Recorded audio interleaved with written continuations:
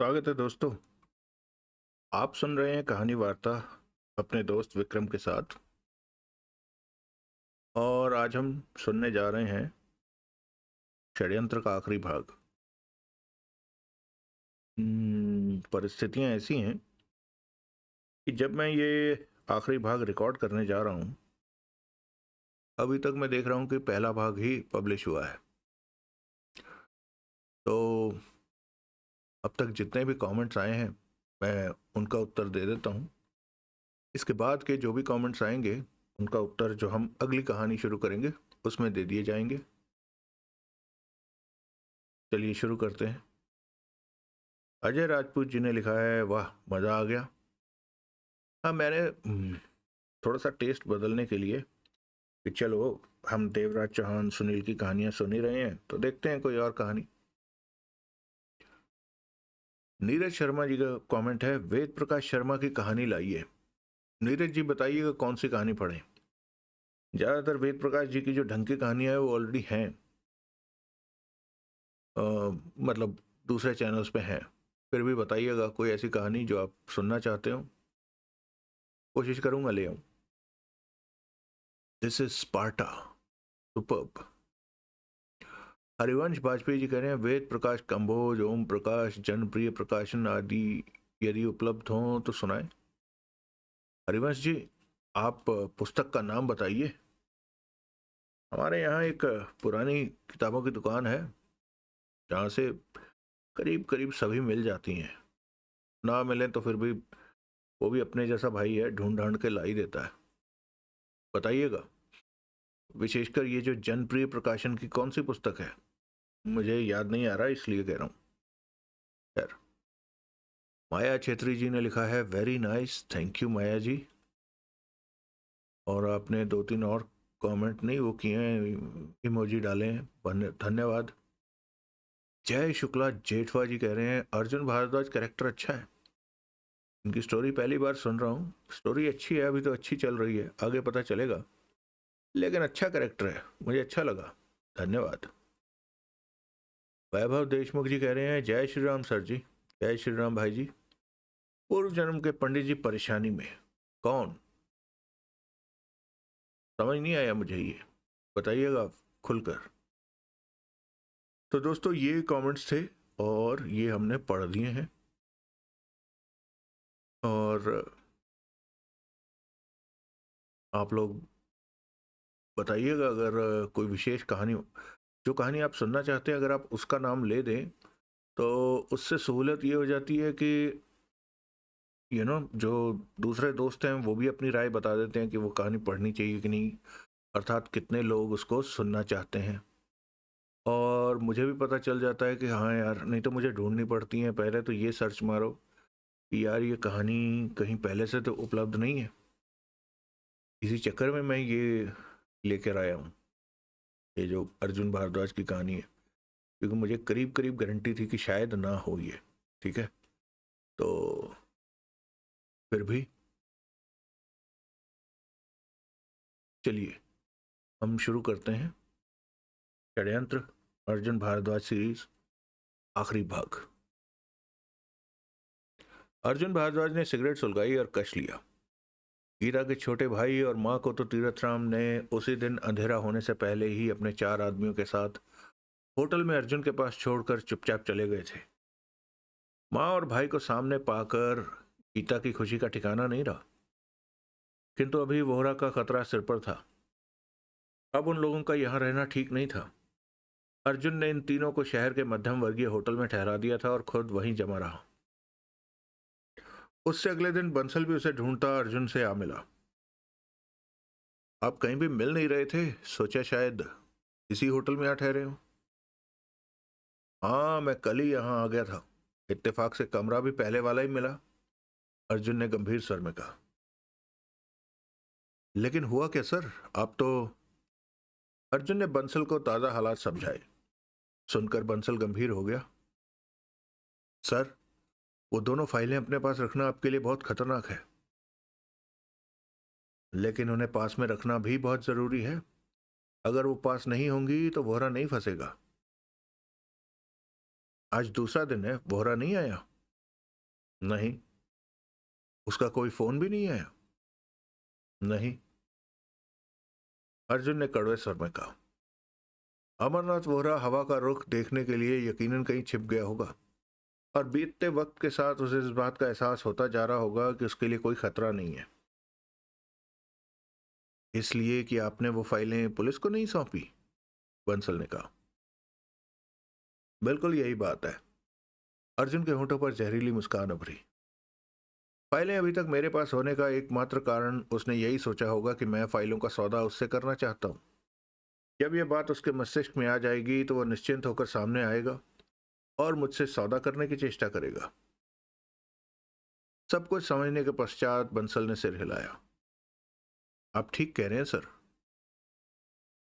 एक बार वोहरा को मेरे सामने आ जाने दो बंसल, फिर वो सलाखों के पीछे पीछे जाकर ही सांस लेगा। अर्जुन ने एक एक शब्द चबाकर कहा। इसमें कोई शक नहीं कि रेड लाइन के रूप में वह दरिंदा है, परंतु जब वो मुझसे फाइल का सौदा करेगा तब वो वोहरा के रूप में होगा। रेड लाइन के रूप में उसकी संस्था के साथी पास में नहीं होंगे। ऐसे में उस पर काबू पाना काफी आसान होगा।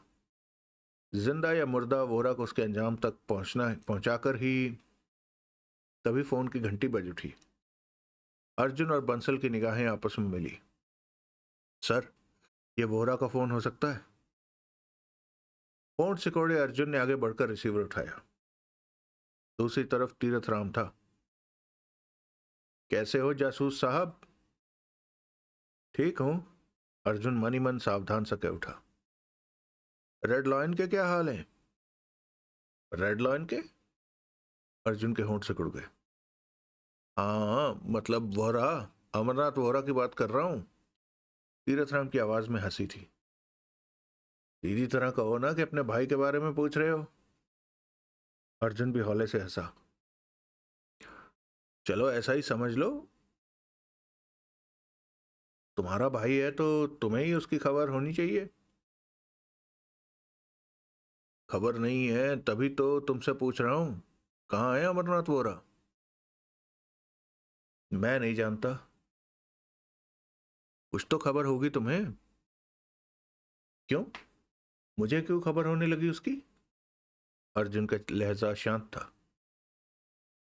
इसलिए कि आखिरकार वो है तो रेड लॉयन ही, और अपनी तरफ उंगली उठाने वाले को वो छोड़ने वाला नहीं है, और फिर तुम तो उसकी असलियत भी जान चुके हो। अर्जुन कुछ नहीं बोला। इसका मतलब वोरा ने अभी तेरी तरफ का रुख नहीं किया?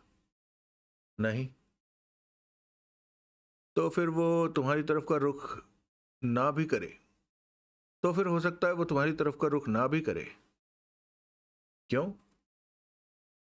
वोरा ये भी तो सोच सकता है कि तुम किसी भी कीमत पर पुलिस के, जनता के सामने ये साबित नहीं कर सकते कि वही रेड लॉयन है, इसलिए वो तुम्हें।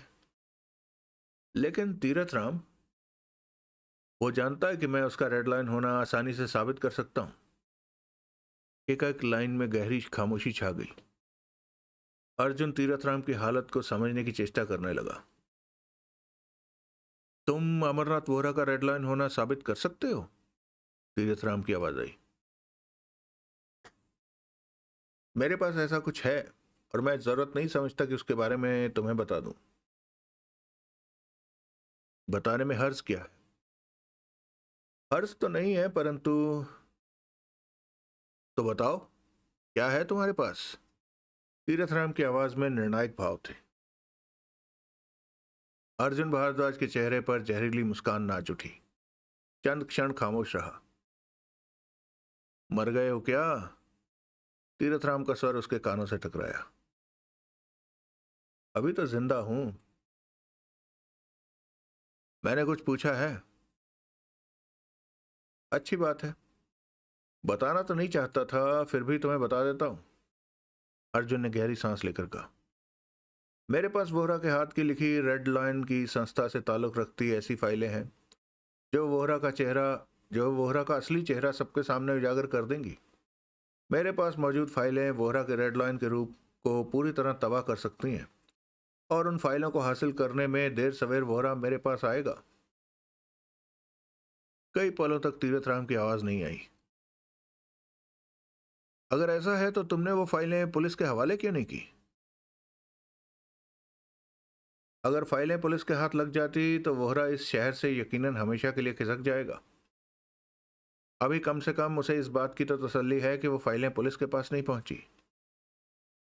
ओह, मेरे ख्याल में बहुत जल्द वोहरा मेरे पास आएगा फाइलें लेने। अर्जुन भारद्वाज। हाँ, उन फाइलों का सौदा मुझसे कर लो, मुंह मांगी कीमत दूंगा। बोलो कितना मांगते हो? तुमसे सौदा करना तो सरासर बेवकूफी होगी तीरथ राम, अर्जुन ने हंसकर कहा। क्या मतलब? जो मुझे वोरा से हासिल हो सकता है वो तुम नहीं दे सकते तीरथ राम। दे सकता हूं, तुम रकम बोलो। तीरथ राम का स्वर ठोस था। तीरथ राम, अर्जुन शांत लहजे में कह उठा, वो अमरनाथ वोहरा भी है, रेड लाइन संस्था का चीफ भी है। जितनी दौलत का मालिक वोहरा है उसमें 10वां हिस्सा भी तुम्हारे पास नहीं है। फिर तुम किस बलबूते पर फाइलों की कीमत चुकता कर पाओगे? नहीं तीरथ राम, वोहरा ही मुझे माल दे सकता है। तो तुम फैसला कर चुके हो कि तुमने वोहरा के साथ फाइलों का सौदा करना है? हाँ, बहुत जल्द वो मेरे पास आएगा। मर्जी तुम्हारी, मैं तुम्हें मजबूर नहीं कर सकता। तीरथ राम की गहरी सांस लेने की आवाज आई। ठीक कहा तुमने। अब फोन रख दूं या कोई और बात भी करनी है तुमने? तुम वोहरा को फाइलें देने और उससे सौदा करने पर आमादा हो, जबकि मैं उसे जिंदा नहीं देखना चाहता। मेरे आदमी उसे मौत देने के लिए शहर में दौड़े फिर रहे हैं। उसकी संस्था पर मैं कब्जा पाना चाहता हूं। मैं रेड लाइन बनना चाहता हूं, और यह तभी हो सकता है जब मैं खामोशी से उसकी जगह ले लूं और यह बात जग जाहिर ना हो पाए कि वो रेड लाइन था और मर गया। तुम अपना खेल जारी रखो तीरथ राम, और मैं अपना, अर्जुन ने कहा। मैं, अगर तुम फाइलें मुझे दे दो तो मैं रेड लाइन बनने के बाद तुम्हें, मैं बात की बातों में यकीन नहीं रखता। कहने के साथ ही अर्जुन ने रिसीवर रख दिया। बंसल हैरानी से भारद्वाज का चेहरा देखे जा रहा था। अर्जुन बंसल के चेहरे के भावों को देखकर मुस्कुराया। सर, बंसल के स्वर में व्याकुलता थी। तीरथ राम जैसे इंसान को यह बताने की क्या जरूरत थी कि वो फाइलें आपके पास हैं? उसको बताने से आपके लिए खतरा और भी बढ़ गया है। वो कैसे? अर्जुन मुस्कुराया। तीरथ राम आपसे फाइलें छीनने के लिए आपकी जान भी ले सकता है। अवश्य ले सकता है, परंतु वो ऐसा किसी भी कीमत पर नहीं करेगा। तीरथ राम इस समय ऐसा कोई भी शोर शराबे वाला काम नहीं करेगा जो वोहरा से ताल्लुक रखता हो या जिससे रेड लाइन का असली चेहरा उजागर होता हो, क्योंकि तीरथ राम तो चुपके से वोहरा को साफ करके रेड लाइन बन जाना चाहता है। अर्जुन ने गंभीर स्वर में कहा, तीरथ राम अगर मुझसे फाइलें छीनने की चेष्टा करता है तो अवश्य ही हर हाल में शोर शराबा होगा, और वो शोर शराबा वोहरा का असली रूप उजागर कर सकता है। बंसल के चेहरे पर तसल्ली के भाव नहीं उभरे। लेकिन सर, आपने तीरथ राम को फाइलों की बाबत बताया ही क्यों? क्या जरूरत थी? अर्जुन के चेहरे पर अजीब सी मुस्कान उभर आई। फाइलों के बारे में उसे बताकर आपने बहुत बड़ी समस्या का समाधान किया है। फाइलों के बारे में उसे बताकर मैंने अपनी बहुत बड़ी समस्या का समाधान किया है। कैसी समस्या? बंसल, अर्जुन ने सिर हिलाकर कहा, इस समय वोहरा आजाद है। वो रेड लाइन के रूप में अपनी संस्था के आदमियों की सहायता भी ले सकता है मेरे मामले में, जबकि मेरा ख्याल है कि वो ऐसा नहीं करेगा। फिर भी मैं हर तरफ सोच कर चल रहा हूं। अगर तीरथ राम ने रेड लाइन संस्था को इस्तेमाल किया तो यकीनन वो मेरे से फाइलें तो हासिल कर लेगा, मेरी जान भी ले लेगा। बंसल ने सूखे होंठों पर जीभ फेर कर सिर हिलाया। और फाइलों वाली जो बात मैंने तीरथ राम को बताई है, उससे तीरथ राम को पक्का विश्वास हो गया कि वोहरा तलाश करता हुआ मेरे पास अवश्य आएगा। इसलिए वो अपने आदमी मेरे इर्द गिर्द लगा देगा, जो कि वोहरा की जान लेने की पूरी चेष्टा करेंगे जब वो यहाँ आएगा। वोहरा उनका शिकार हो गया तो भी ठीक नहीं हुआ, वोहरा उनका शिकार हो गया तो भी ठीक नहीं हुआ, तो बाद में जाते समय उनके हत्थे चढ़ जाएगा, यानी कि वो बचेगा नहीं। और अगर इस दौरान वोहरा ने अपनी संस्था के आदमियों का मेरे खिलाफ इस्तेमाल किया तो तीरथ राम के आदमी मुझे हर हाल में अवश्य बचाएंगे, क्योंकि फाइलें मेरे पास हैं। और तीरथ राम जानता है कि अगर मैं मर गया तो वो फाइलें पुनः वोहरा के हाथ लग जाएंगी। ऐसा हो जाने पर तीरथ राम का सारा खेल खत्म हो जाएगा। ओह, बंसल ने समझने वाले अंदाज में सिर हिलाया। और मैं अमरनाथ वोहरा को अपने हाथों से खत्म नहीं करना चाहता, अर्जुन ने गंभीर स्वर में कहा। हम लोग प्राइवेट जासूस हैं, पुलिस के लफड़े में कम पड़े तो ज्यादा बेहतर रहता है। वोहरा को उड़ाने का मतलब है पुलिस की निगाहों में आना, इसलिए मैं चाहता हूं कि वोहरा को तीरथ राम उड़ा दे। यही हमारे हक में बेहतर होगा। बंसल ने सिर हिलाया। अब मैं समझ गया सर कि आप क्या खेल खेलने जा रहे हैं। बंसल मुस्कुरा उठा। अगला दृश्य। अमरनाथ वोहरा अपने बंगले पर पहुंचा। उसने सब कुछ वैसे ही पाया जैसे वो छोड़कर गया था। वो यूं ही खामखा डरता रहा। वोहरा ने अपने आप से कहा। नहा धोकर उसने कपड़े बदले, फिर सोच के हिसाब से आगे बढ़कर रिसीवर उठाया और नंबर डायल करने लगा। अब वोहरा के चेहरे पर जहान भर की दरिंदगी सिमट आई थी। चंद ही पलों के बाद लाइन मिली। हेलो, दूसरी तरफ से आवाज आई। तीरथ राम से मेरी बात कराओ, वोहरा ने शांत लहजे में कहा। आप कौन है? बेकार के सवाल मत पूछो, जो कहा है वही करो, वोहरा ने क्रोध से कहा। करीब आधे मिनट बाद वोहरा के कानों में तीरथ राम की आवाज पड़ी। हेलो तीरथ राम, मैं बोल रहा हूं, अमरनाथ। ओह, आप क्या कर रहे हो? वोहरा का लहजा बेहद शांत और सामान्य था। कुछ खास नहीं, क्यों, क्या बात है? मैं कुछ दिक्कत में हूं, अगर तुम आ जाते तो। कैसी दिक्कत? फोन पर इस बारे में बात करना ठीक नहीं है, वोहरा ने कहा। ठीक है, मैं आ जाता हूं। आप कहां पर हैं? बंगले पर। आ रहा हूं मैं। तीरथ राम की आवाज के साथ ही लाइन कट गई। वोहरा ने रिसीवर रखा। उसकी आंखों में भेड़िए की सी चमक थी, दांत भिचे हुए थे। वो बेहद खूंखार नजर आ रहा था। फिर वो बंगले के तहखाने में पहुंचा, जहां वो रेड लाइन संस्था के चीफ की हैसियत से जहां वो रेड लाइन के चीफ की हैसियत से इस्तेमाल करता था। वहां भी सब ठीक ठाक पाया। जिस रास्ते से वो फरार हुआ था वो रास्ता बंद था, जिसे कि बंगले की चार दीवारी के बाहर खुलने वाले रास्ते को अर्जुन जाते समय बंद कर गया था। वोहरा को लगा जैसे किस्मत उसका साथ दे रही है। ऐसी कोई बात नहीं हुई थी कि वो किसी की निगाहों में शक का केंद्र बनता। वोहरा बंगले के तहखाने से निकला और बंगले के ड्राइंग रूम में पहुंचकर टहलने लगा। वोहरा के चेहरे पर शांत भाव थे, परंतु आंखों में जैसे ज्वालामुखी भरा पड़ा था। वोहरा सबसे पहले अर्जुन से निपटना चाहता था। जैसे भी हो उससे वो दोनों फाइलें वापस लेना चाहता था। परंतु अर्जुन के बारे में उसे मालूम नहीं था कि वो कहां पर है। तलाश करने में वक्त भी लग सकता था, इसलिए उसकी जान का जो ग्राहक सामने था, पहले वो उससे ही खत्म कर देना चाहता था। अब उसे महसूस हो गया था कि तीरथ राम आने वाले वक्त में उसके लिए भारी खतरा बन सकता था, इसलिए वो तीरथ राम को खत्म कर देना चाहता था। उसके बाद ही वोहरा अर्जुन को तलाश करके उससे बात करना चाहता था। तीरथ राम आया। करीब घंटे भर बाद वो वहां पहुंचा। वो अकेला था और कार खुद ही ड्राइव कर रहा था।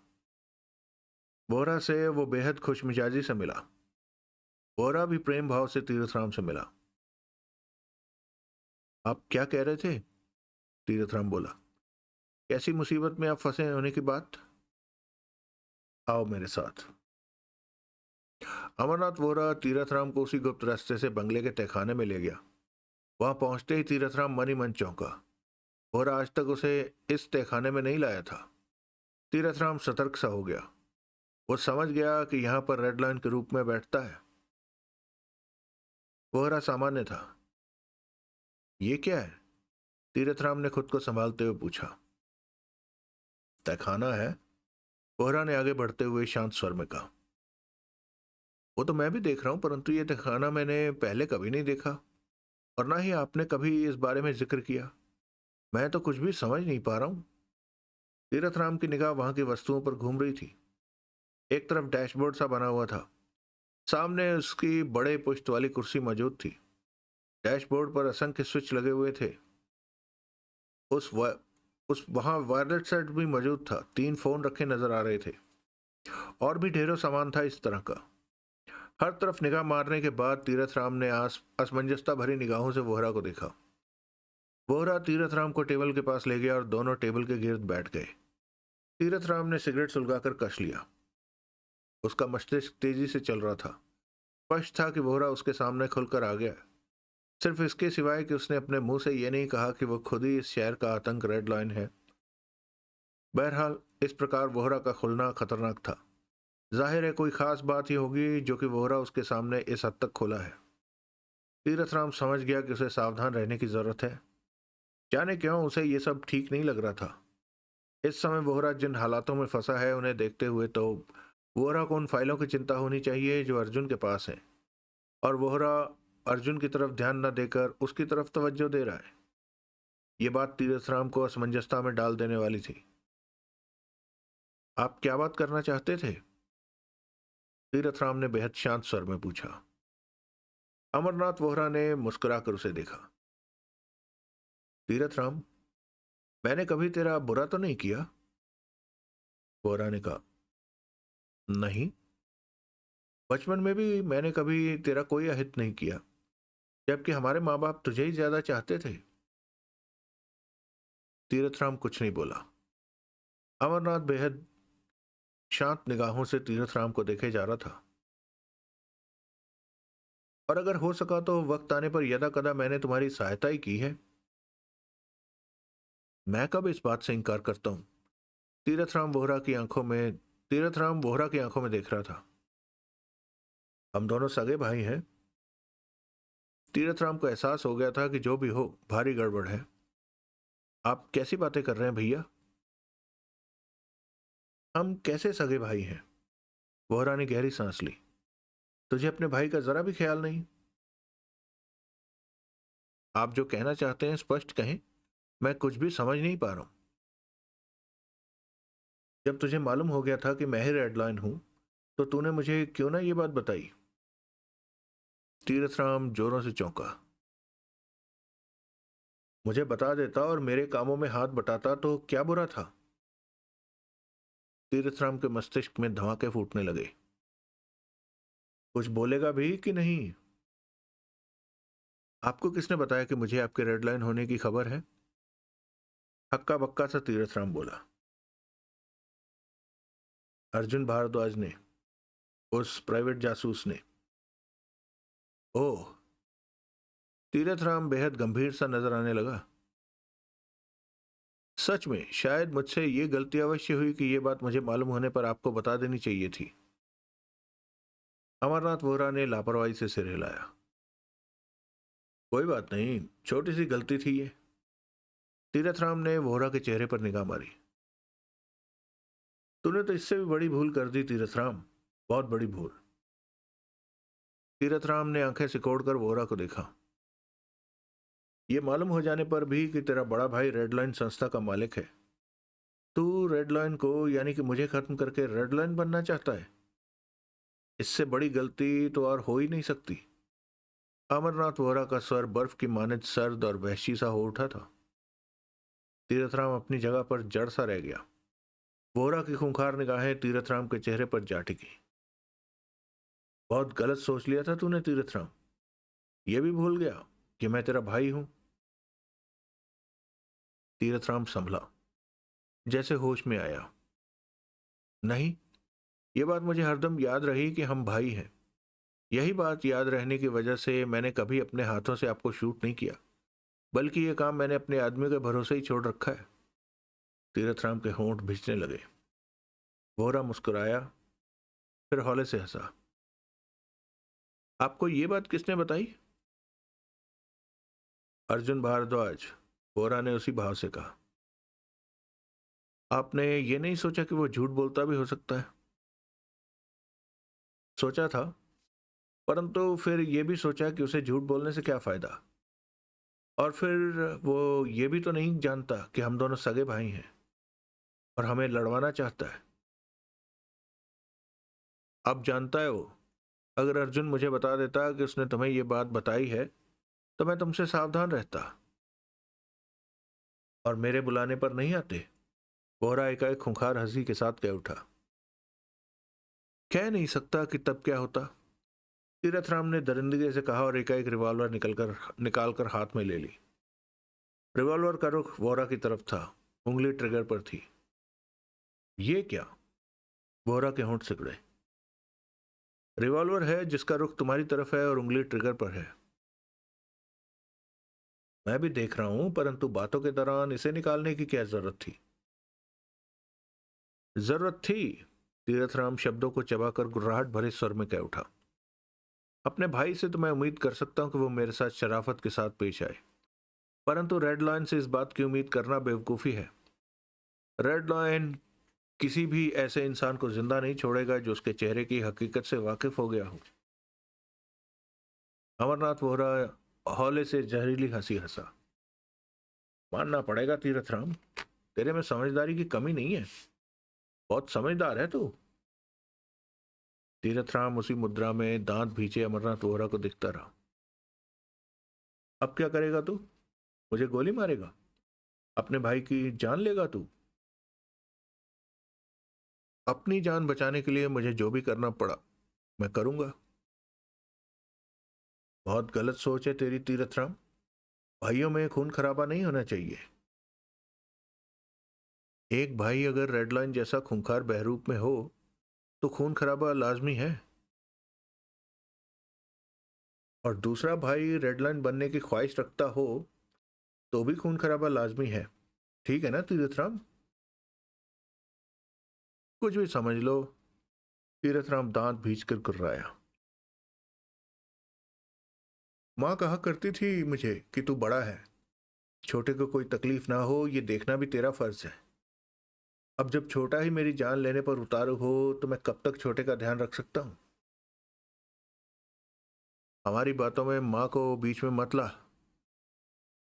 क्यों? वो मर चुकी है और इस समय बात दो जिंदा इंसानों में हो रही है। ठीक कहा तूने, वो मर चुकी है और बात दो जिंदा इंसानों में हो रही है, लेकिन उसकी कही बातें तो जिंदा हैं। माँ की उन बातों को मैं तुझसे निपटने के बाद याद कर लूंगा, तीरथराम ने दांत पीस कर कहा। अमरनाथ वोहरा कंधे उचकाकर रह गया। अच्छी बात है, अब रिवॉल्वर तेरे हाथ में है, मैं तेरे सामने हूं, फिर गोली क्यों नहीं चलाता? तू मेरा भाई है ना? तीरथराम शब्दों को चबाकर बोला। इसलिए तुझे 2-4 मिनट और जीने का मौका दे रहा हूं। मेरा खून इतना सफेद नहीं हुआ कि तुझे फौरन ही खत्म कर दूं। वैसे भी आज मैं बहुत निश्चिंत हूं। तेरी मौत के कुछ घंटों बाद ही मैं खुद को रेडलाइन के रूप में स्थापित कर लूंगा। पूरी संस्था में कोई न जान सकेगा कि रेडलाइन के रूप में जो इंसान पहले उन्हें कंट्रोल करता था वो मर चुका है, और उसकी जगह पर अब मैं यानी कि तीरथराम, और वो 2 फाइलें जिन्हें अर्जुन ले उड़ा है, जो तुम्हारी जान सुखाए दे रही हैं, वो भी मेरी मुट्ठी में है, समझ लो। अमरनाथ मानी मन चौंका। क्या मतलब? अर्जुन ने वो फाइलें ना तो पुलिस के हवाले की हैं और ना ऐसा कुछ करने का उसका इरादा है। फाइलों के साथ वो होटल के कमरे में बैठा तुम्हारे आने का इंतजार कर रहा है कि उनका सौदा वो तुमसे कर सके। कौन से होटल में? तीरथराम ने होटल ही नहीं कमरा नंबर भी बता दिया। तुम्हारी मौत के पश्चात उन फाइलों का सौदा मैं उससे कर लूंगा। फाइलों के रूप में जो खतरा है वो आसानी से टल जाएगा। वाह! अमरनाथ वोहरा हंसा। ये तो तुमने अच्छी पंचवर्षीय योजना बना रखी है। बनानी ही पड़ती है, तरक्की करने के लिए इंसान को बहुत कुछ करना पड़ता है। भाई की हत्या भी करनी पड़ती है, वोहरा ने सख्त लहजे में कहा। वो तो जाहिर ही है, तीरथराम ने कड़वे स्वर में कहा। तो फिर ऐसा कुछ मैं भी करूं तो किसी को एतराज नहीं होना चाहिए। वोहरा का स्वर वहशी हो उठा। तीरथराम की आंखें सिकुड़ी। शायद वो पूरी तरह वोहरा का मतलब नहीं समझ पाया था। तभी कानों को फाड़ देने वाले फायर की आवाज हुई। बारूद की गंध फैल गई। तीरथ की आंखें फट गई। उसके शरीर को तीव्र झटका लगा। वोहरा की तरफ तनी रिवॉल्वर की पकड़ ढीली हुई। फिर रिवॉल्वर हाथ से फिसली और टेबल पर जा गिरी। तीरथ राम की फटी फटी निगाह वोहरा पर थी। फिर उसकी आंखें बंद होने लगी। चेहरे पर अविश्वास के भाव उभरे। शायद उसे अपनी मौत का यकीन नहीं हो रहा था। वो तो शुरू से ही पूरी बाजी को अपने हक में समझ रहा था। फिर एकाएक उसके शरीर को तीव्र झटका लगा। लगा जैसे वो खड़ा होने जा रहा हो। फिर अगले ही पल छाती के बल वो कुर्सी पर बैठे बैठे ही टेबल पर जा गिरा। उसका दायां गाल टेबल पर जा टिका। मुंह कुछ टेढ़ा सा नजर आने लगा था। मौत ने तीरथराम को इतनी भी मोहलत न दी थी कि वो आंखें बंद कर पाता। अमरनाथ वोहरा के होंठ भिजे थे। आंखों में क्रूरता से भरे सर्द भाव थे। वो एकटक सामने मौजूद तीरथराम की लाश को देख रहा था। तीरथराम की मौत का उसे जरा भी अफसोस या दुख नहीं था, क्योंकि भाई होने के बावजूद भी वो उसे शूट करने जा रहा था। अगर तीरथराम बातों में वक्त बर्बाद न करता तो अब यहां पर उसकी लाश पड़ी होनी थी। वार था, जिसका चल गया चल गया। वोहरा ने टेबल के नीचे से हाथ निकाला। उसमें रिवॉल्वर दबी हुई थी, जो कि शुरू से ही वोहरा ने कुर्सी पर बैठते ही हाथ में ले ली थी, जिसका इस्तेमाल उसने बहुत बाद में किया था। उसकी चलाई गोली तीरथराम के पेट में जा धसी थी। दूसरी गोली चलाने की वोहरा को जरूरत न पड़ी थी। वोहरा कुर्सी से उठा और रिवॉल्वर जेब में डालकर सिगरेट सुलगा ली। मरते मरते तीरथराम उसकी गहरी समस्या को हल कर गया था। अर्जुन के बारे में बता गया था कि वो कहाँ ठहरा है, और वोहरा अर्जुन से फौरन से भी पेशतर बात करना चाहता था। उसने तीरथराम की लाश पर नजर डाली। मन ही मन उसने विचार बनाया कि अर्जुन से बात करने के पश्चात ही वो तीरथराम की लाश को ठिकाने लगाएगा। पहले वो अर्जुन से बात करके उससे फाइलें ले लेना चाहता था। अगला दृश्य। अमरनाथ वोहरा की किस्मत अच्छी रही कि उसने होटल में प्रवेश करने के लिए होटल के पीछे वाले रास्ते का इस्तेमाल किया। अगर वो सामने वाले रास्ते का इस्तेमाल करता तो वहां फैले तीरथराम के आदमियों ने उसे भून डालना था, जो वहां खड़े उसकी राह देख रहे थे। तीरथराम के बताए कमरा नंबर के सामने पहुंचकर वोहरा ठिठका। उसने आसपास निगाह मारी। सब ठीक था। किसी प्रकार का कोई खतरा उसे नजर नहीं आया। तसल्ली हो जाने के बाद उसने बेल दबाई। भीतर घंटी बजने की आवाज हुई। फिर दरवाजा खुला। दरवाजा खोलने वाला बंसल था। बंसल ने वोहरा को पहले कभी नहीं देखा था, इसलिए उसकी प्रश्न भरी निगाह वोहरा पर जा टिकी। उधर वोहरा अर्जुन भारद्वाज के बदले बंसल को देखकर असमंजसता से भर उठा। उसे लगा कि वो गलत जगह पर आ गया है। कम से कम अर्जुन यहां नहीं है। कहिए, किससे मिलना है आपको? बंसल ने शांत लहजे में पूछा। अर्जुन भारद्वाज से, अमरनाथ वोहरा के होठों से निकला। बंसल चौंका, फिर तुरंत ही संभल गया। अर्जुन भारद्वाज से? हाँ, मेरा नाम अमरनाथ वोहरा है, वोहरा ने कहा। अर्जुन भारद्वाज, जो दिल्ली में प्राइवेट जासूस। आप भीतर आ जाइए मिस्टर वोहरा। अपने पर काबू पाए बंसल ने शांत स्वर में कहा। 3 दिन से बंद वो वोहरा के आने का इंतजार कर रहे थे। इंतजार के ये 3 दिन उन्हें काफी भारी पड़े थे। वोहरा के भीतर प्रवेश करते ही बंसल ने दरवाजा बंद कर लिया। 2 कदम उठाते ही अमरनाथ वोहरा ठिठक गया। सामने ही सोफे की कुर्सी पर आराम की मुद्रा में अर्जुन बैठा सिगरेट के कश ले रहा था। वोहरा को देखते ही अर्जुन व्यंग से मुस्कुराया। आओ वोहरा। अर्जुन की आवाज सुनकर वोहरा पुनः आगे बढ़ा। 3 दिन से मैं तुम्हारे आने का इंतजार कर रहा था। अमरनाथ वोहरा अर्जुन के पास ही कुर्सी पर बैठ गया। उन दोनों के हाव भाव से ये बात भी जाहिर नहीं हो रही थी कि 3 दिन पहले उनमें एक दूसरे की जान लेने की होड़ लगी हुई थी। एक दूसरे को बेसब्री से गोली से उड़ा देने के ख्वाहिशमंद थे। शायद मैं अभी भी 1-2 दिन बाद ही आता। आखिर तुम्हें तलाश करने में वक्त तो लगना ही था। परंतु ये तो अच्छा हुआ जो मरते मरते तीरथराम तुम्हारा अता पता बता गया, वोहरा ने सिर हिलाकर कहा। अर्जुन चौंका, फौरन ही सीधा होकर बैठ गया। तीरथराम मर गया? हाँ, वो मेरी जान लेना चाहता था, परंतु मैंने पहल कर दी। घंटा भर पहले की बात है। ओह! अर्जुन के होंठ सिकुड़ गए। अमरनाथ वोरा ने अर्जुन को देखा और मुस्कुराया। वो फाइलें कहाँ हैं? मेरे पास हैं। इस बीच अर्जुन ने आंखों में ही बंसल को इशारा किया। उसके इशारे का मतलब समझकर बंसल कमरे से कब बाहर निकला, वोरा को इसका एहसास भी न हो सका। तुम जानते हो वो फाइलें मेरे लिए क्या अहमियत रखती हैं? वोरा ने पहलू बदला। अच्छी तरह जानता हूं, तभी तो 3 दिन से यहां बैठा हूं, तुम्हारे आने की राह देख रहा हूं। वो फाइलें मुझे दे दो अर्जुन। ले लो। अर्जुन का स्वर बेहद सख्त था। लाओ। कीमत क्या लगाते हो उन फाइलों की? अर्जुन सौदेबाजी पर उतरा। तुम क्या चाहते हो? तुम अपनी कहो, कितना दे सकते हो, जबकि वो फाइलें तुम्हारे लिए फांसी का फंदा है। अमरनाथ वोरा ने बेचैनी से पहलू बदला। चेहरे पर गहरी सोच के भाव थे। दोनों फाइलें दिखा सकते हो? क्यों? ताकि एक बार मैं उन पर निगाह मारकर उनकी कीमत मुकर्रर कर सकूं। अर्जुन ने घूर कर वोरा को देखा। वैसे मैं इसकी जरूरत तो नहीं समझता, फिर भी तुम फाइलों पर निगाह मार सकते हो। कहने के साथ ही अर्जुन उठा और कमरे के कालीन के नीचे से दोनों फाइलें निकालकर वोरा को थमा दी। दोनों फाइलों को रेशम की डोरी से मजबूती से बांध रखा था, ऐसे कि खोलने में भी वक्त लगे। मैंने फाइलों को बहुत ही हिफाजत के साथ रखा है कि कोई इन्हें हासिल न कर सके। बहुत ही अच्छा किया। वोरा की आंखों में तीव्र चमक आ गई।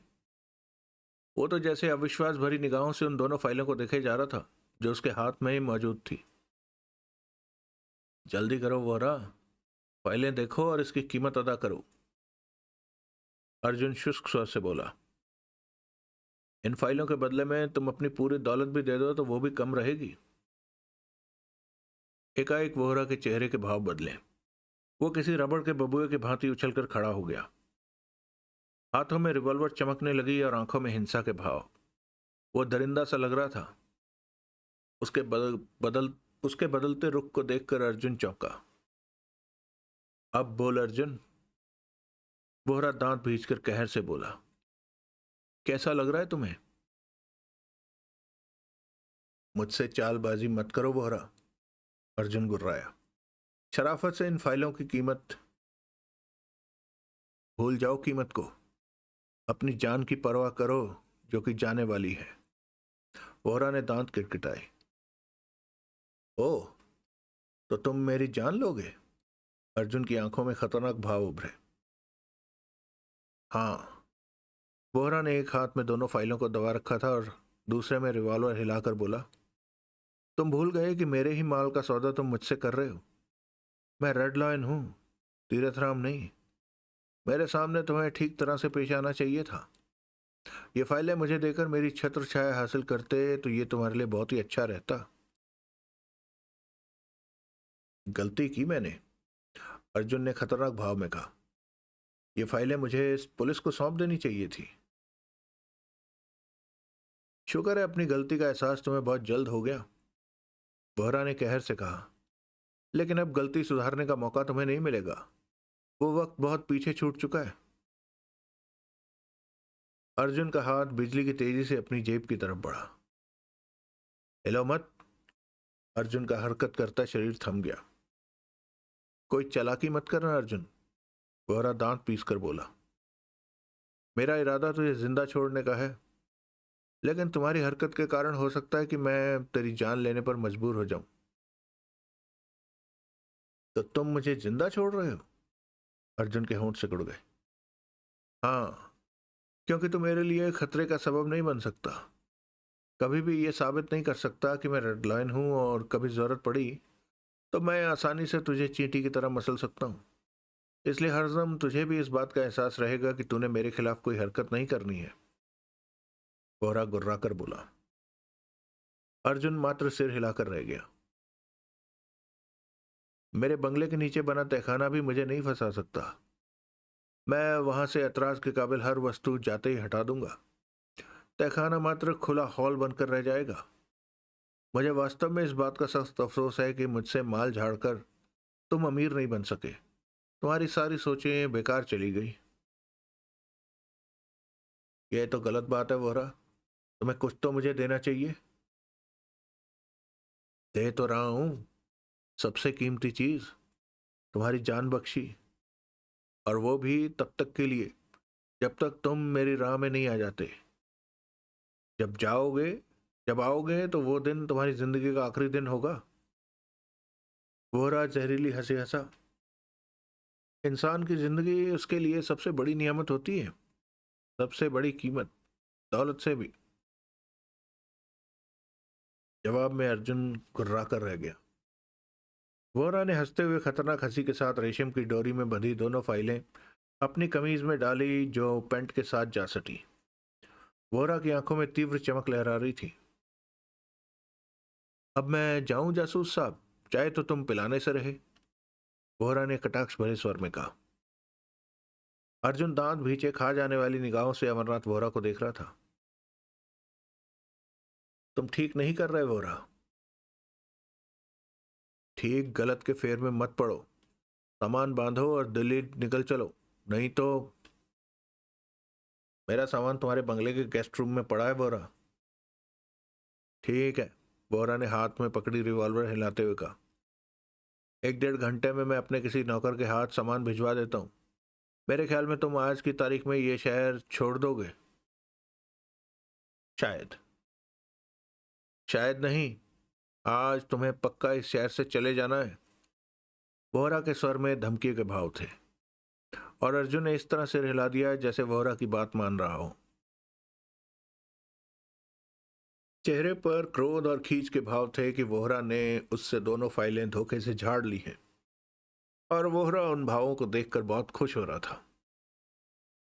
ओके अर्जुन। अमरनाथ वोहरा दरवाजे की तरफ बढ़ा, फिर फिरकनी की भांति रिवॉल्वर थामे घूमा। अगले ही पल उसकी आंखें सिकुड़ गई। वो अर्जुन को देखने लगा। तुम्हारा वो साथी कहाँ है जो मुझे भीतर लाया था? बहुत देर बाद ध्यान आया उसका, अर्जुन ने कड़वे स्वर में कहा। मैंने पूछा है वो कहाँ है? वोहरा दांत भींचकर गुर्रा उठा। वो तो तुम्हें छोड़ते ही यहां से चला गया था, अर्जुन ने उखड़े भाव से कहा। वोहरा कई पलों तक अर्जुन को देखता रहा, फिर रिवॉल्वर हिलाकर खतरनाक स्वर में बोला। तो आज तुम इस शहर को छोड़कर जा रहे हो ना? हाँ, अर्जुन जैसे फटे स्वर में बोला। रिवॉल्वर थामे अमरनाथ वोहरा पलटा और दरवाजा खोलकर सावधानी से बाहर निकल गया। अगला दृश्य। वोहरा के बाहर निकलने के पश्चात अर्जुन कई पलों तक वैसे ही खड़ा रहा। फिर एकाएक उसके होठों से गहरी सांस निकली और व्याकुलता भरी मुद्रा में कमरे में टहलने लगा। उसके कान किसी आवाज को सुनने का इंतजार कर रहे थे और करीब 4 मिनट बाद वो आवाज उसके कानों में पड़ी। फायर और धमाकों की तेज आवाजें। अर्जुन ठिठक कर रह गया। बाहर मौजूद तीरथराम के आदमियों ने अमरनाथ वोहरा को अपनी गन के निशाने पर ले लिया था। मतलब कि वोहरा का खेल खत्म। और अर्जुन यही चाहता था। रेड लाइन जैसे खतरनाक इंसान को जिंदा रहने का कोई हक नहीं था, जो सालों से लोगों की जिंदगियों से खेल रहा था। ऐसे इंसान का मरना जरूरी था, परंतु अर्जुन खुद उसकी जान लेकर पुलिस के फ्रेम में नहीं आना चाहता था, क्योंकि वो प्राइवेट जासूसी का धंधा करता था और पुलिस वाले तो वैसे ही प्राइवेट जासूसों से खार खाए रहते हैं। अगर वो वोहरा को शूट करता तो ये जानने के बाद भी कि उसने रेड लाइन जैसे डेंजर इंसान को शूट किया है, पुलिस पूरी कोशिश करती कि उसे किसी रगड़े में फंसा दे। करीब 5 मिनट तक फायरों की आवाजें आती रही। अर्जुन समझ गया कि वोहरा सीधे सीधे हाथ नहीं आया, वो उन लोगों का मुकाबला कर रहा होगा। और फायरिंग शांत होने पर वो समझ गया कि होटल के बाहरी कंपाउंड में अमरनाथ वोहरा यानी कि रेड लाइन की लाश पड़ी होगी। अर्जुन की जरा भी इच्छा नहीं हुई कि वो बाहर जाकर वोहरा की लाश को देखे। वोहरा और रेड लाइन ने अपनी मौत खुद बुलाई थी। अपने बेटे राजन वोहरा को ढूंढने के लिए वोहरा ने उसे दिल्ली से बुलाया। अपने बेटे राजन वोहरा को ढूंढने के लिए वोहरा ना उसे दिल्ली से बुलाता और ना ही आज उसे मरना पड़ता। बहरहाल अर्जुन को वोहरा की मौत पर कोई अफसोस नहीं था। खुश ही था कि समाज के सीने पर से नासूर बनकर जी रहा रेड लॉयन बना वोहरा अपने अंजाम को प्राप्त हुआ। अर्जुन बंसल के आने का इंतजार करने लगा। उसने बंसल को इसी कारण बाहर भेजा था कि बाहर जो हो अपनी आंखों से देखे और आकर उसे बताए। वक्त गुजरने लगा। आधा घंटा बीत गया परंतु बंसल नहीं आया। अर्जुन असमंजसता से फिर उठा। वो समझ नहीं पाया कि बंसल उसके पास क्यों नहीं आया, जबकि इतनी देर में तो वो 20 बार उसके पास आ जाता। इस पर भी अर्जुन ने बाहर निकलकर देखने की चेष्टा नहीं की, बल्कि अपना एक आध काम करके शहर से रवाना होने का प्रोग्राम बनाने लगा। उसने अपने कपड़ों में हाथ डाला और वहां छिपा रखी रेड लॉयन संस्था से संबंधित दोनों फाइलें निकाली। अर्जुन भारद्वाज के चेहरे पर अजीब सी मुस्कान थिरक उठी। अर्जुन ने वोहरा के हवाले नकली फाइलें की थी जो कि असल जैसी ही थी। उसने वोहरा को बातों में ऐसा लगाया कि फाइलें खोलकर देखने का भी मौका नहीं मिला। अगर उसे फाइलें खोलने का मौका मिलता तो बीच में सिर्फ सादे कागज ही नजर आते। करीब 1 घंटे बाद फोन की घंटी बजी। हेलो, अर्जुन ने रिसीवर उठाया। सर, मैं बंसल। तुम कहां से बोल रहे हो? है क्यों नहीं? अर्जुन ने उसकी बात काट कर कहा। सर, लगता है आपको बाहर के हालातों की खबर नहीं। क्या मतलब? सर, वोहरा बच निकला है। तीरथ राम के आदमी उसकी जान नहीं ले सके। उन सबकी निगाहों से बचकर वोहरा खिसक गया। वो काफी घायल है और मेरी निगाह में है।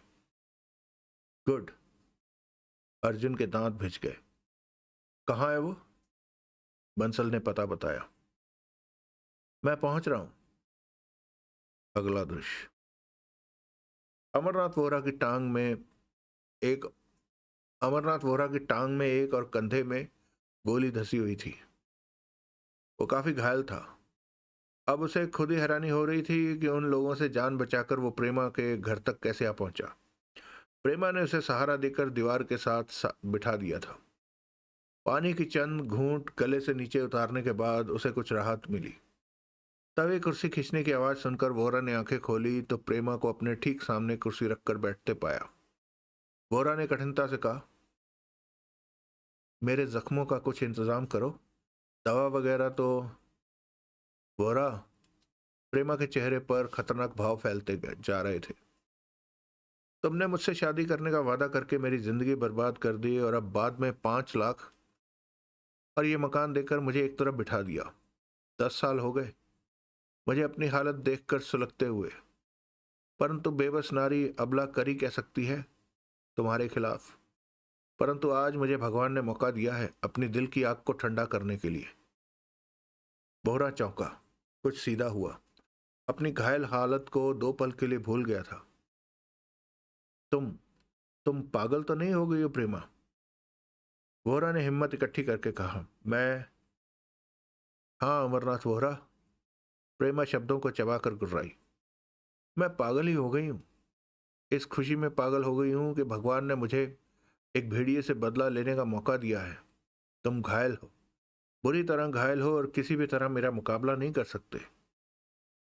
खूंखार लहजे में कहते हुए प्रेमा ने दाईं तरफ टांग के नीचे छिपा रखा किचन वाला चाकू निकाल लिया। प्रेमा इस समय जहरीली नागिन लग रही थी। स्पष्ट झलक रहा था कि वो सब कुछ कर गुजरेगी। और मौत को सामने देखकर अमरनाथ वोहरा में ढेर सारी हिम्मत आ गई। कंधे और टांग में लगी गोली वो भूल गया। दर्द का भी एहसास नहीं रहा उसे। वो सतर्क सा होकर सीधा होकर बैठ गया। आंखों में खूंखारता के भाव विद्यमान हो गए।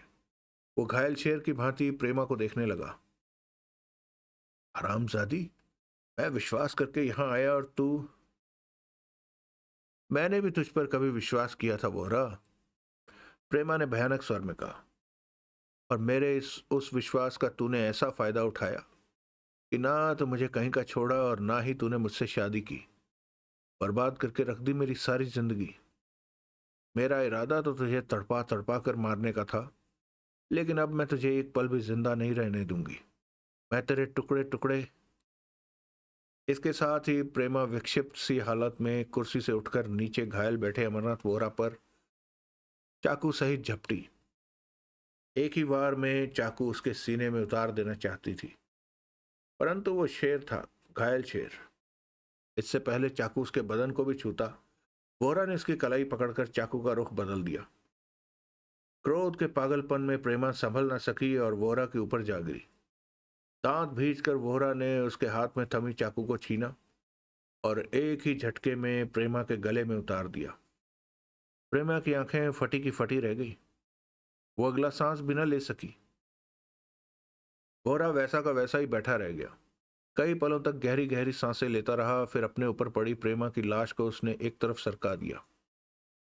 प्रेमा के गले से निकलने वाला खून फर्श पर फैलता जा रहा था। इतना सब कुछ होने गुजरने के बाद वोहरा की हालत पुनः पहले जैसी होने लगी। दर्द की लहरें उसके जिस्म से उठने लगी। अब यहां रुकना ठीक नहीं था। प्रेमा का मिलने वाला कोई भी आ सकता था, और फिर वैसे भी वो घायल अवस्था में यहां कब तक इस तरह बैठा रह सकता था। वोहरा के कई ऐसे पहचान वाले थे जो उसका इलाज भी कराते और बात छिपाकर भी रखते। वोहरा ने उनमें से किसी एक के पास जाने की सोची और कपड़ों में छिपा रखी फाइलों को टटोला। इस समय जितनी उसे जान की परवाह थी उतनी ही फाइलों की।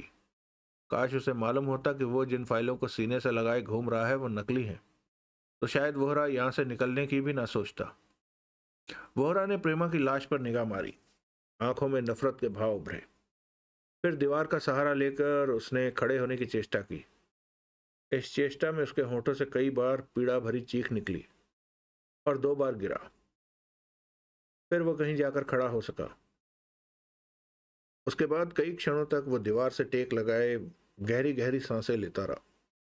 जब सांसें संयत हुई तो अपनी हालत पर काबू पाकर लंगड़ाता हुआ किसी प्रकार वह दरवाजे की तरफ बढ़ा।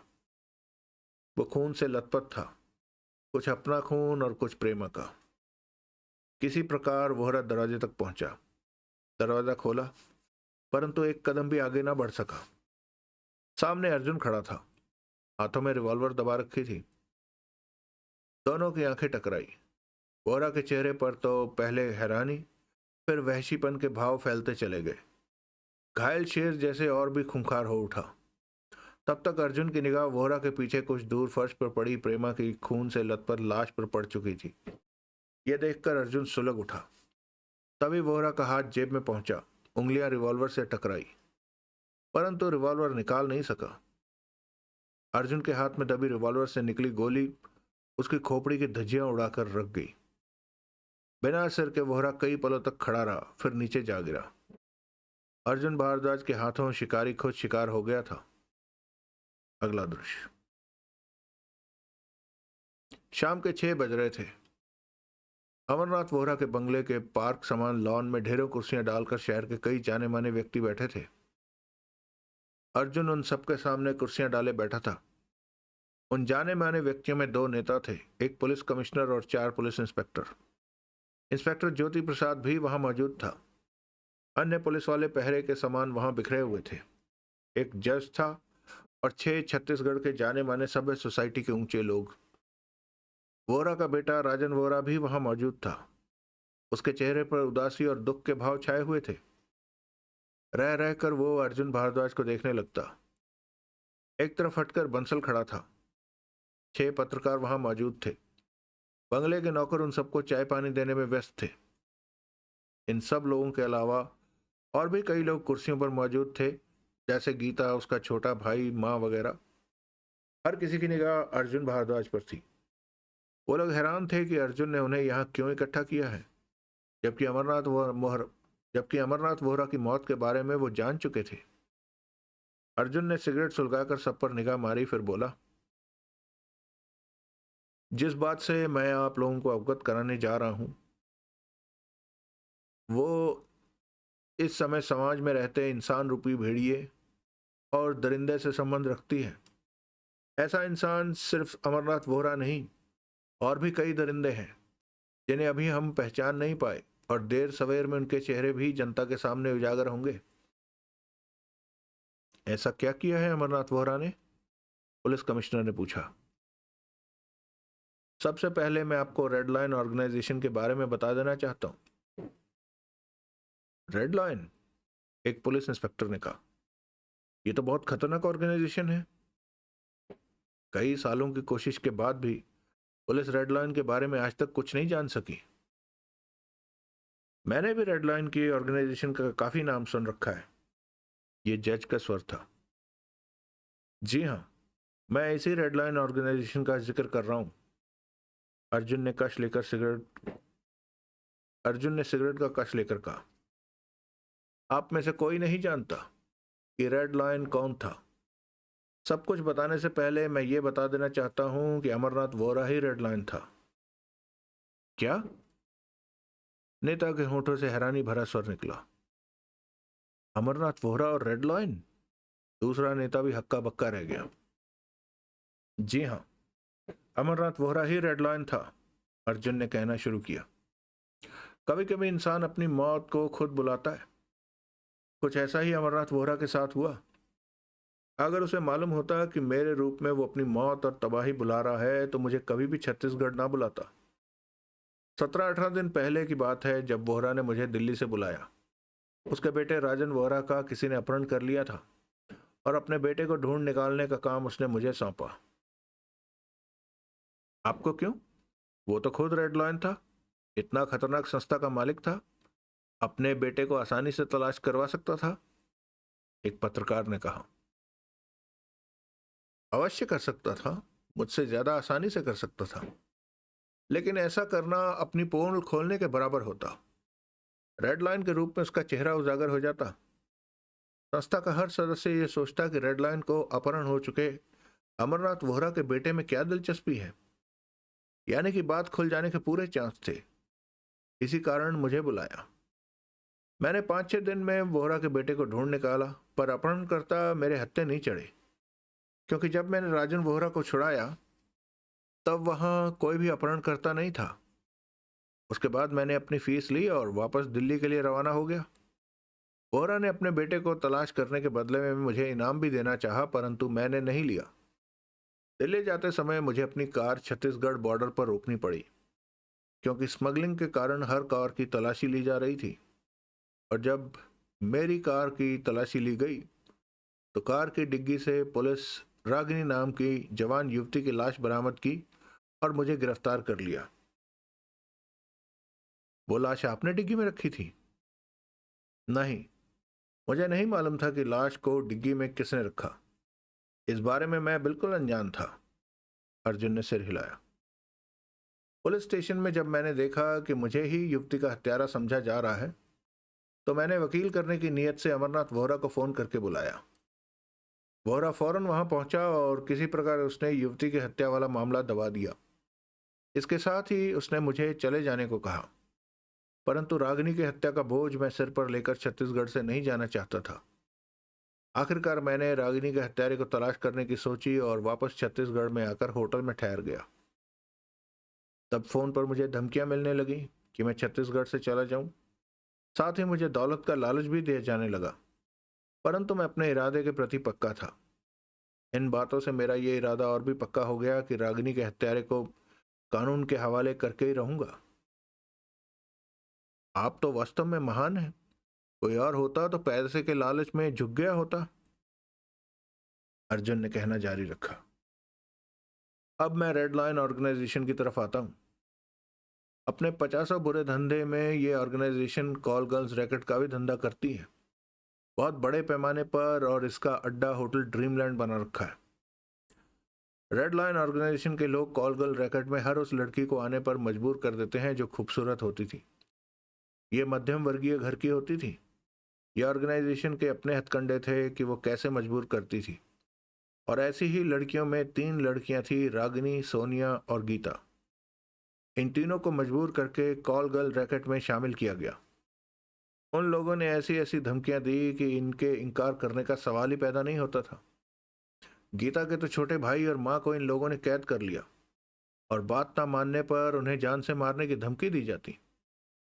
गीता ने खुद को हालातों के हवाले छोड़ दिया। इससे पहले कि गीता को वो लोग रैकेट में चल रहे कॉल गर्ल्स के धंधे पर लगाते, अमरनाथ वोहरा की निगाह उस पर पड़ी। गीता खूबसूरत थी, इतनी कि जो देखे उसे देखता ही रह जाए। वोहरा का दिल उस पर आ गया। उसने गीता को अपने साथ रख लिया। अब गीता वोहरा के ऑफिस की देखभाल भी करती और वोहरा का दिल भी बहलाती, परंतु भीतर ही भीतर वो अपनी बर्बादी पर सुलग रही थी। वोहरा ने उसे बर्बाद कर डाला था और अब वोहरा को बर्बाद कर देना चाहती थी वो, परंतु अकेले कुछ भी करना संभव नहीं था। आखिर थी तो वो एक अकेली लड़की, लेकिन उसने हिम्मत नहीं हारी। गीता मौके की तलाश में रही। तभी उसकी मुलाकात रागिनी और सोनिया से हुई, जो रेड लाइन्स के इस कॉलगर्ल रैकेट से छुटकारा पाने को बेचैन थी। खतरा उठाकर भी वो इस काम को कर डालना चाहती थी। गीता ने रागिनी और सोनिया को अपने साथ मिला लिया। अब वो 1 से 3 हो गई और मिलकर योजना बनाने लगी कि किस तरह अपनी इच्छा को पूरा करें। इधर गीता ने उन दोनों को भी बता दिया था कि असली रेड लाइन अमरनाथ वोहरा है, परंतु वो खुलकर इसलिए कुछ नहीं कर सकती थी कि उसका भाई और माँ वोहरा के कब्जे में है। इस बीच सोनिया का एक दिन बाबूलाल नाम के व्यक्ति से होटल ड्रीमलैंड में टकराव हो गया। दोनों में बातें हुई, आपस में वो खुले। तब सोनिया को मालूम हुआ कि रेडलाइन ऑर्गेनाइजेशन ने बाबूलाल की बहन को भी कॉल गर्ल बनने पर मजबूर कर दिया था, और 15 दिन बाद ही फोन पर बाबूलाल की बहन ने बाबूलाल को अपनी बर्बादी का किस्सा बताया और आत्महत्या कर ली। तब से बाबूलाल भी इन लोगों से बदला लेने के लिए सुलग रहा था। सोनिया ने इस बारे में रागिनी और गीता से बात की। फिर बाबूलाल को भी इन तीनों ने अपने साथ मिला लिया। इस प्रकार इनका 4 का ग्रुप तैयार हो गया, जिसने रेड लाइन से टकराने का हौसला इकट्ठा कर लिया। इतना कहकर अर्जुन भारद्वाज छिटका और उसने सिगरेट का कश लिया। कमाल है, कमिश्नर बोला। सिर्फ 4 लोगों ने रेडलाइन जैसी संस्था से टकराने का साहस कर लिया, जबकि रेडलाइन तो बहुत ही खतरनाक संस्था है। जब सिर पर पड़ती है तो हर तरह का साहस आ जाता है, नेताजी ने कहा। अर्जुन ने कहना जारी रखा। आखिरकार इन चारों ने योजना बनाई कि मनोहर लाल, जो कि कॉल गर्ल रैकेट का करता धरता है, उसका ऑफिस भी ड्रीमलैंड में ही था।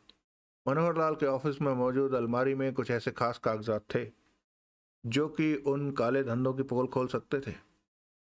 उन कागजों को किसी प्रकार वहां से निकालकर सरकारी मशीनरी के किसी ऊंचे ओहदेदार को सौंप दिया जाए।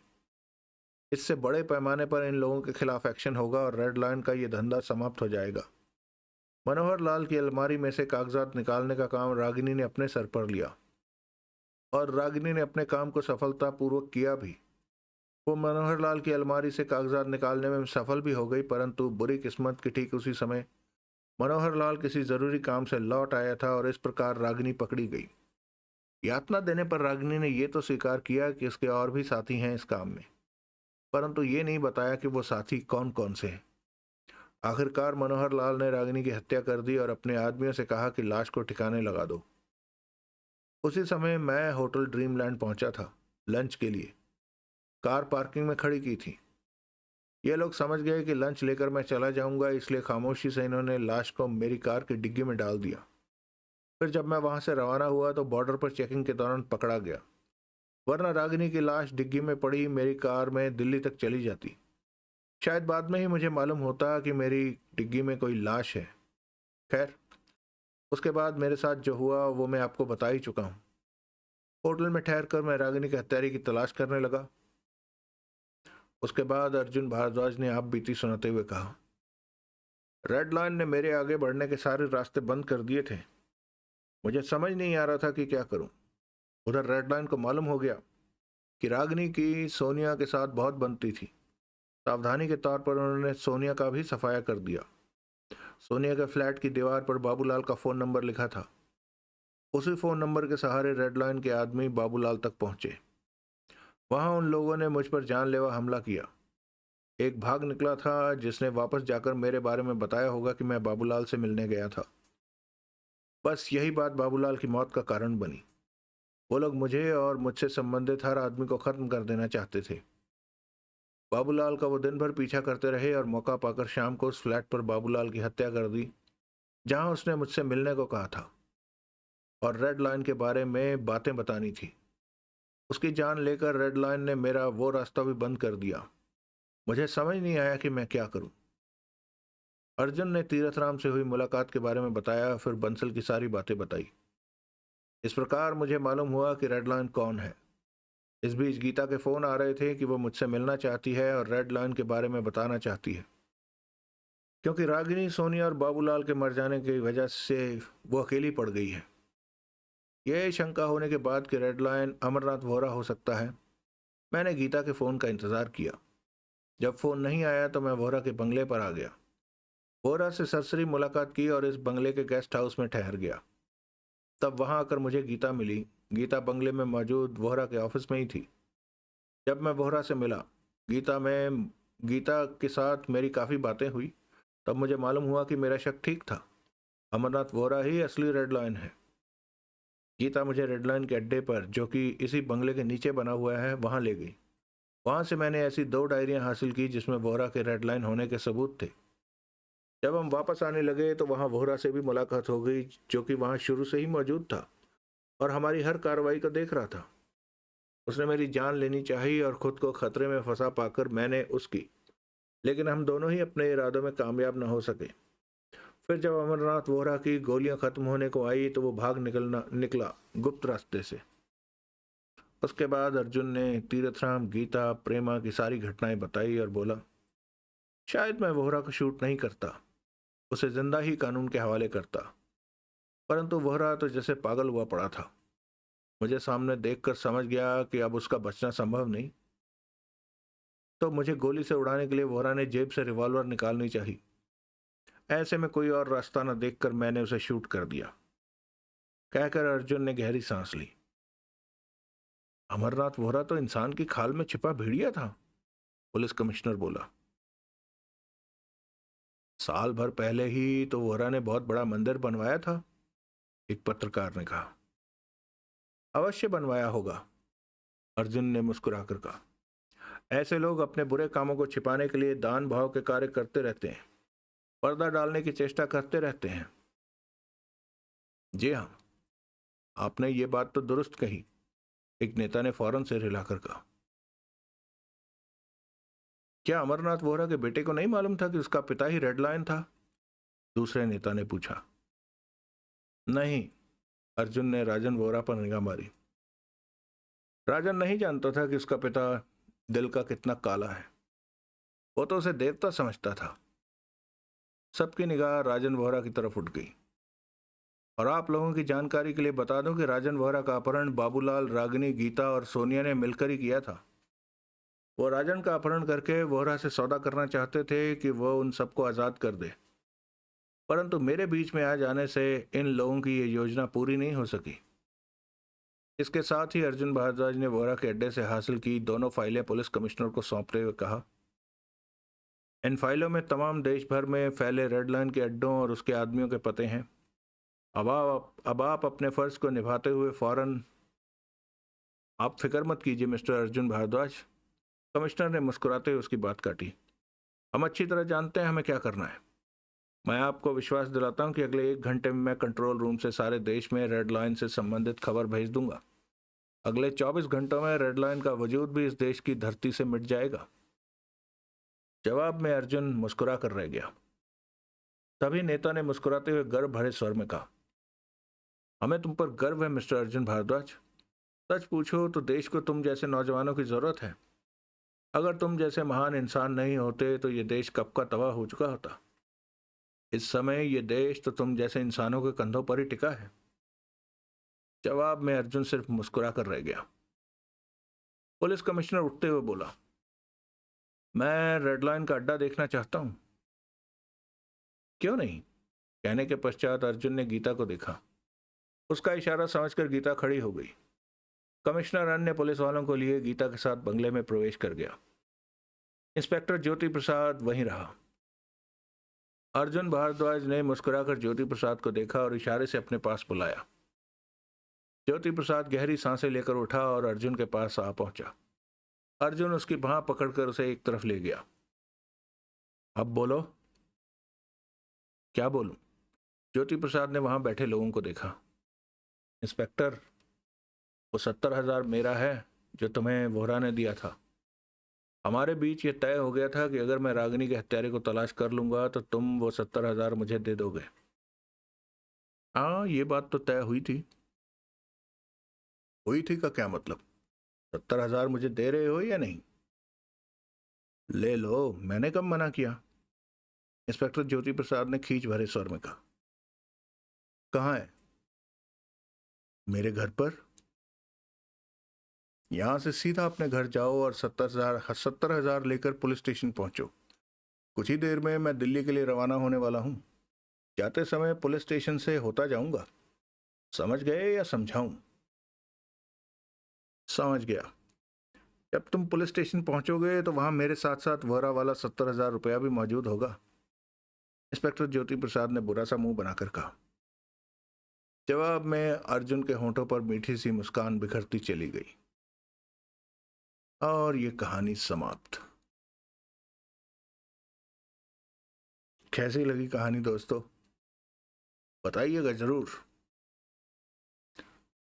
हालांकि पुरानी फिल्में जैसी थी, जैसी 70-80 की फिल्में होती थी ना, ठीक वैसी ही, लेकिन फिर भी टेस्ट बदलने के लिए बहुत कुछ थी। इसमें से जो इसके जो वीक पॉइंट थे, समय के साथ साथ इंसान जो है वो बहुत कुछ सीखता जाता है और उसका दिमाग तेज होता जाता है। तो इसके जो वीक पॉइंट्स में जो सबसे बड़ा वीक पॉइंट लगा वो ये था कि वो जो लड़की थी गीता, वो अड्डे को जानती थी। अड्डे में कैसे पहुंचा जाता है ये जानती थी। अड्डे की अलमारियों को कौन से बटनों से खोला जाता है ये जानती थी। ये तक जानती थी कि वहाँ पर कागजात पड़े हुए हैं, ऊपर इम्पोर्टेंट पड़े हुए हैं कागजात, ये वो। तो उसने पहले क्यों नहीं वो सब पार किया? अर्जुन के आने का इंतजार करती रही। खैर, है ना, वो कभी भी कर सकती थी ये काम, और नहीं तो कॉपी बना लेती। ऐसा कौन सा उसके अंदर मतलब स्टाम्प पेपर लगा हुआ वो था कि उसका राज जो है उसी के अंदर रहता। खैर, ये लेकिन उन दिनों लोग इतने चालाक नहीं हुआ करते थे जिन दिनों की ये कहानी है। उन दिनों लोग आसानी से किसी भी बात पर भरोसा कर लेते थे। अगर कहा जाए कि ये ऐसा है तो मान लेते थे लोग कि ऐसा ही है। आजकल ये जैसी व्हाट्सएप पे खबरें आती हैं, फेक न्यूज़ आती है और ये होता है वो होता है, इन सब चीज़ों ने इंसान को हर बात पर दोबारा सोचने पर मजबूर किया है। और जब इंसान दोबारा सोचता है तो अक्सर वो पहले वाले नतीजे से जुदा होता है उसका दूसरा नतीजा। यानी उसको सेकंड ओपिनियन मिल जाती है, भले अपनी ही ओपिनियन हो उसकी, कि हाँ ये ऐसा नहीं, ऐसा हुआ होगा। खैर, आप लोग बताइएगा कैसी लगी आपको ये कहानी। और मैं तब तक ढूंढता हूँ कोई नई ऐसी कहानी देवराज चौहान की जो पहले कभी ना पढ़ी गई हो। ठीक है, मिलते हैं फिर हम अगली कहानी में। तब तक के लिए आप सब सुखी रहें, स्वस्थ रहें, खुश रहें। जय हिंद, वंदे मातरम, जय श्री राम।